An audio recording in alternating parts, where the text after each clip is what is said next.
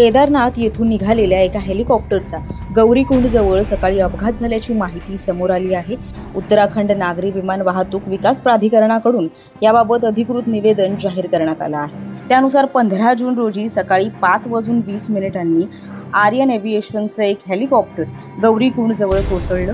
Helicopter Kedarnath धामहून गुप्तकाशीला जात होतं। या अपघातात 7 जणांचा मृत्यू झाला आहे। यामध्ये एका लहान मुलाचाही समावेश होता। हेलिकॉप्टरमधील प्रवासी हे उत्तराखंड, उत्तर प्रदेश, महाराष्ट्र आणि गुजरात मधील आहेत अशी ही माहिती समोर आली आहे।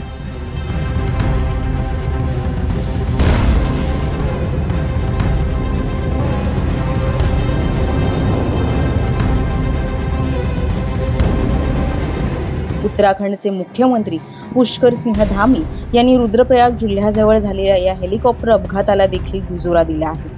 त्यांनी दिलेल्या माहितीनुसार SDRF, स्थानिक प्रशासन आणि इतर बचाव पथकांनी मदत आणि बचाव कार्याला सुरुवात केली आहे। दरम्यान गेल्या आठवड्यातच केदारनाथमध्ये एअर अँब्युलन्स हेलिकॉप्टरच्या आपत्कालीन लँडिंगचा व्हिडिओ व्हायरल झाला होता। टेल रोटरमध्ये बिघाड झाल्यामुळे पायलटनं सर्वांचे प्राण वाचवण्यासाठी महामार्गावरच हेलिकॉप्टर उतरवलं होतं। तर यापूर्वी मे महिन्यातही देहरादूनहून गंगोत्री धामला जाणारं हेलिकॉप्टर उत्तर काशीतील गंगनानी जवळ कोसळल्यानं 6 जणांचा मृत्यू झाला होता आणि 1 जण जखमी झाला होता।